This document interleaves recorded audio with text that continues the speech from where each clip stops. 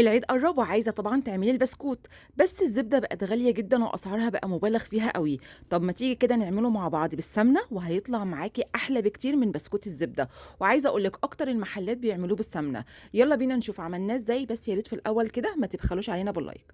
في الأول خالص كده نوع الدقيق اللي إحنا هنستخدمه اللي هو الدقيق الخاص بالكحك والبسكوت، هنستخدم 400 جرام من الدقيق. ال400 جرام دُمّة لو عايزة تشوفي المعيار بالكوباية هيعملوا معاكِ بالضبط 3 كوبايات بحجم كوباية بتاعة الشاي. ومعانا كمان 200 جرام من السمنة، والسمنة لازم تكون مش طرية ومش جامدة، يعني تيجي تضغطي كده عليها بإيديكِ تتضغط معاكِ في منتهى السهولة. ولو عايزة المعيار بالكوباية يبقى بيعمل كده معانا كوباية من السمنة. ومعانا كمان كوباية من السكر البودرة، بس أهم حاجة لما بتيجي تحطي السكر البودرة في الكوباية يفضل إنِك تحطيه بالمعلقة وما تكبسهوش قوي، يعني بيعمل معاكِ كده لو أنتِ عايزة الوزن بالجرام 165 جرام من السكر البودرة.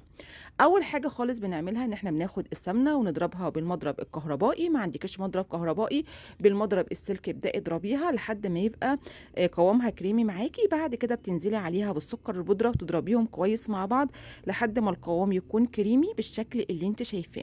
القوام كريمي وكمان فاتح معانا. هننزل بعد كده بقى عليهم ببيضتين، 2 بيضه بدرجه حراره الغرفه، اهم حاجه درجه حراره الغرفه. وكمان هنضيف عليهم كيسين من الفانيليا بحجم صغير. وبالمضرب بقى هنبدأ نخلط المكونات مع بعضها كويس. وزي ما قلت لك تقدري تشتغلي بالمضرب السلك اللي متوفر عندك في البيت. بعد كده بقى هنضيف 3 معالق كبار من النشا. تقدري تستبدلي النشا هنا بالكاسترد لو انت عايزه. هنبدأ برضو نخلطهم مع بعض كويس. وبعد كده بقى هنضيف معلقه كبيره من الحليب البودره، وفايدته هنا ان هو بيخلي البسكوت بياخد اللون الجميل اللي انتوا شفتوه في اول الفيديو. برضو هنبدأ نخلطهم مع بعض. وكده خلاص ما عدتش محتاجه المضرب، انا بس هديهم كده تقليبه مع بعض، وده القوام اللي احنا بنبقى عايزينه في العجينه.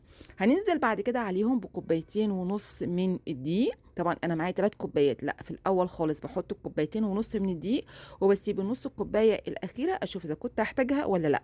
وهضيف كمان عليهم نص معلقه صغيره من البيكنج باودر ورشه من الملح. ويا ريت ما نكترش البيكنج باودر عشان البسكوته ما تبقاش ما تنفش يعني معانا في الفرن قوي. بعد كده بقى نص الكوبايه الاخير هضيفه بالتدريج.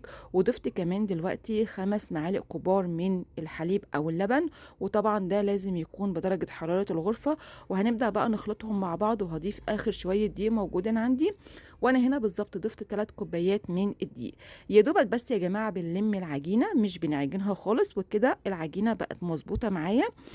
طبعًا أمّا بتيجي تضغطي عليها كده بتلاقيها عجينة طرية، وفي نفس الوقت مش بتلزق معاكِ في إيديكِ خالص. هناخد كده حوالي معلقتين كبار هنحطهم في كيس الحلواني، ويا ريت ما نكترش الكمية علشان لمّا نيجي نشتغل في الكيس العجينة تنزل معايا في منتهى السهولة. وهنجيب بعد كده بقى صينية فرن أو صاج فرن، أهم حاجة مش دهنينه بأي مادة دهنية خالص. وهنبدأ بقى نشتغل كده بكيس الحلواني وننزل البسكوت. طبعًا أنا باحب أعمل حجم البسكوت يكون حجمه كبير شوية، تقدري طبعًا تصغريه أصغر من كده. وطبعًا لازم نسيب مسافة بين كل بسكوتة والتانية. وطبعًا لازم كمان نساوي البسكوت لو طلع مثلًا مش مضبوط معانا بالسكينة بالشكل اللي أنتم شايفينه. وهنا بقى لو أنتِ شغالة بكيس الحلواني وحسيتِ إن العجينة تقيلة معاكِ أوي، تقدري تاخدي العجينة وتضيفي عليها معلقتين كبار من الحليب وتقلبيهم كويس مع بعض، وترجعي تاني تشتغلي بالكيس. ولو أنتِ حابة تعملي العجينة دي وتشتغلي بيها بالمكنة، تقدري تضيفي كده حوالي ربع كوباية من الدقيق وتخلطي المكونات وتشتغلي فيها برضه بالمكنة. فرن سخن بقى درجة حرارة 180. هناخد الصاج ده هنحطه في الرف الأوسط. أول لما البسكوت ياخد لون من تحت على طول بنطفي النار من تحت ونشغل الشواية، بس بنهدي على الشواية لحد ما البسكوت بياخد اللون الذهبي الجميل اللي انتوا شايفينه. وكنت طبعا بتمنى ان انتوا تدعموا الفيديو بلايك وتعليق برأيكم في الوصفة، علشان الفيديوهات ان شاء الله الأيام الجاية توصل لأكبر عدد من المتابعين.